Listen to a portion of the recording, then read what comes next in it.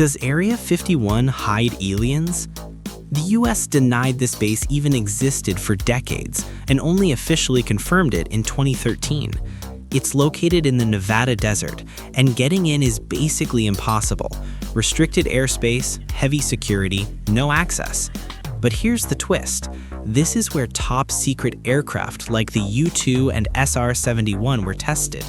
Many UFO sightings were actually just these classified planes. Everything seemed logical until 1989, when a man named Bob Lazar claimed he worked there and saw alien spacecraft with his own eyes. There's no real proof, but the story went viral. In 2019, people even tried to storm Area 51 to see the truth. So here's the question: if there's nothing there, why all the secrecy? Jules Verne wrote about shooting a crew to the moon in a giant cannon back in the 1800s. Could that actually work? Today's rockets burn through 90% of their weight just in fuel. A cannon could skip that problem entirely. To reach orbit, you need to hit 4.9 miles per second. And guess what? Modern light gas guns can already fire small projectiles at 5.6 miles per second. But here's the catch. A shell fired that fast would enter orbit only to crash back to Earth after one lap. You'd still need an engine to stay up there. Now, a trip to the moon, that's actually possible in theory. Time the shot right, and the projectile could hit the moon before swinging back to Earth. Physics says maybe, but the landing, yeah, that's a hard no. No human or delicate equipment could survive that impact. Still, cannon-style launchers could help give satellites a head start, cutting fuel costs and making space access cheaper. So, Jules Verne had the right idea, just not the whole plan. If you fall into a stellar mass black hole, gravity will pull on your feet much harder than on your head. This difference in force will stretch your body into a long, thin strand. Physicists call this process spaghettification. You will literally turn into a stream of atoms. To an outside observer, like your friend in a spaceship, you will never cross the event horizon. Because of the extreme gravity, time will slow down for you so much that from their perspective, you will appear to freeze at the edge of the black hole and gradually fade away.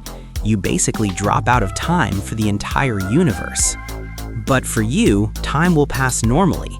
You will cross the event horizon without noticing anything special in that moment. However, this is the point of no return. Not even light can escape from there, so you will never be able to send a signal to the outside world again. You can fall into a supermassive black hole and not feel anything strange right away. Because of its huge size, the tidal forces at the event horizon are weaker. You might cross the boundary intact, but inside, inevitable death will still await you as you approach the center. Can a human survive without a spacesuit in open space? Space temperature is minus 459 degrees Fahrenheit, but you won't freeze instantly. With no air, there's no convection, so heat doesn't escape fast. Your blood won't boil. Pressure inside your blood vessels keeps it stable. Your body won't explode either. Your skin is strong and elastic. But there are serious problems. Saliva and tears will evaporate instantly. Solar radiation and UV rays will cause severe burns. And in a vacuum, gases and water vapor in your tissues expand. Your body could swell up to twice its size like a balloon. Here's the critical part. You'll stay conscious for only 9 to 11 seconds. After that, oxygen deprivation hits, seizures, muscle paralysis, then blackout. The good news? If you're rescued within 70 seconds, you actually have a real chance to survive and recover. Imagine a world where volcanoes erupt non-stop and the ground itself bends up to 328 feet under the pull of gravity. This isn't science fiction. This is Io, a moon of Jupiter. In 1979, Voyager 1 made history. It captured active volcanoes beyond Earth for the first time, 9 of them erupting at once. The secret behind this chaos? Jupiter's gravity. Every 1.77 days, Io swings closer, then farther away, stretching and squeezing like a stress ball. Rock flows, the interior boils.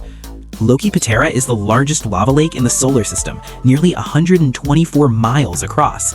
Its surface constantly flips and renews, like a crust forming on a boiling pot of soup. Io's colors tell a chemical story: yellow from sulfur, white and blue from frozen sulfur dioxide, and red from fresh eruptions. Mountains up to 11 miles tall, twice the height of Everest, don't slowly rise. They blast upward when nearby ground collapses into magma below. Io is a geological paradox, freezing cold on the outside, molten rock within, a surface that's constantly destroyed and reborn, a world locked in an eternal tug of war between stretching and squeezing. And it's only 373 million miles away from us. Olympus Mons on Mars is the tallest mountain in the solar system. At 16 miles high, it's almost 3 times taller than Mount Everest.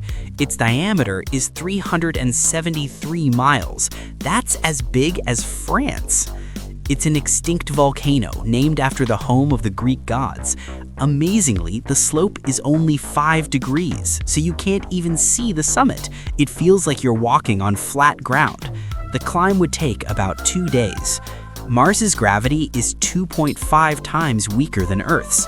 If you weigh 154 pounds on Earth, you'd only weigh 62 pounds on Mars. You could jump way higher. Olympus Mons is so tall that it rises above Mars's dust storms. The sky at the summit is almost black with stars visible, even during the day. Imagine this, you're standing at the highest point in the entire solar system. That's even more epic than climbing Mount Everest. Chemical rockets have hit a hard physical limit. Exhaust velocity maxes out at around 2.5 miles per second. That is enough for the moon, barely works for Mars, and makes reaching other stars completely impossible. The solution? New engine types. Nuclear thermal rockets could double our efficiency. Ion and plasma engines can accelerate particles to hundreds of miles per second, but their thrust is still too weak for fast trips. The ideal setup? A hybrid combining a nuclear reactor with electric propulsion. A spacecraft like that could reach Mars in just 45 days with no need for refueling in space. The biggest technical challenge? Dumping massive amounts of waste heat in a vacuum. Solve that, and interplanetary travel could become routine. This breakthrough might happen as soon as the 2030s. We've never been to another star, yet we know exactly what they're made of. How is that even possible? It all started in 1814. Engineer Joseph von Fraunhofer was studying glass and passed sunlight through a prism, and he was shocked. Instead of a smooth rainbow, he saw dozens of black lines. It looked like the sun was deleting certain colors. 40 years later, physicist Kirchhoff and chemist Bunsen cracked the code. They discovered that every chemical element emits and absorbs light at its own unique color, like a fingerprint for matter.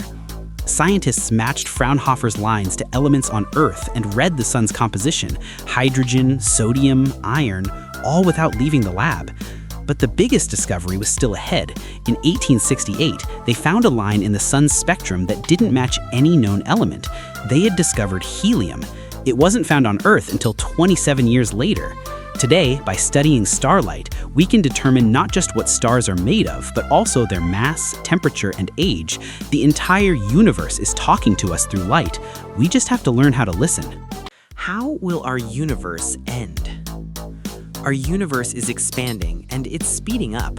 That could lead to one wild scenario, the Big Rip. And it could happen in about 22 billion years. First, distant galaxies will vanish from our sky. Then our own Milky Way will tear itself apart.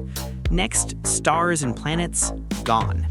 Billions of years later, Earth itself gets ripped to pieces. Every fragment floats alone in its own tiny universe. And just half an hour after that, even atoms break apart. Every single particle, completely alone, in total darkness and emptiness. Sounds like sci-fi. It's actually a real scientific theory. Now, scientists aren't 100% sure. Maybe the universe will do the opposite, collapse back in a big crunch, and kick off a brand new Big Bang. But here's the good news. We've got plenty of time. 22 billion years is way longer than your morning coffee run. So relax, the apocalypse isn't due anytime soon. Subscribe for more mind-blowing space science. About 4.5 billion years ago, a Mars-sized protoplanet named Theia slammed into the young Earth at high speed. It was a glancing blow that blasted a huge amount of Earth's rocky mantle into space. This debris formed a hot, glowing ring around our planet. And within just a few hundred years, it clumped together into a single sphere. That's how the moon was born. Why do scientists favor this theory? The moon rocks have nearly the same isotopic fingerprint as Earth's mantle, meaning the moon is literally made of our material. The moon has a tiny iron core because Thea's heavy core sank into Earth during the impact, while only lighter rocky material got flung into orbit. Advanced computer simulations confirm this scenario actually works. Imagine the scale of the sun. You would need about 109 Earths lined up to match its diameter. And yet, in the universe, there are stars much bigger and much smaller. Why does this happen? The main factor is a star's mass. The more massive it is, the stronger gravity compresses it, raising the temperature in its core. This triggers nuclear fusion, which creates pressure and pushes the star outward. But a star's size also changes over time. Stars like our sun eventually turn into red giants and can swallow nearby planets. The most massive stars become supergiants, reaching billions of kilometers in size. And after they die, they leave behind tiny but incredibly dense objects, white dwarfs or neutron stars. So a star's size is a balance between gravity and the energy inside it.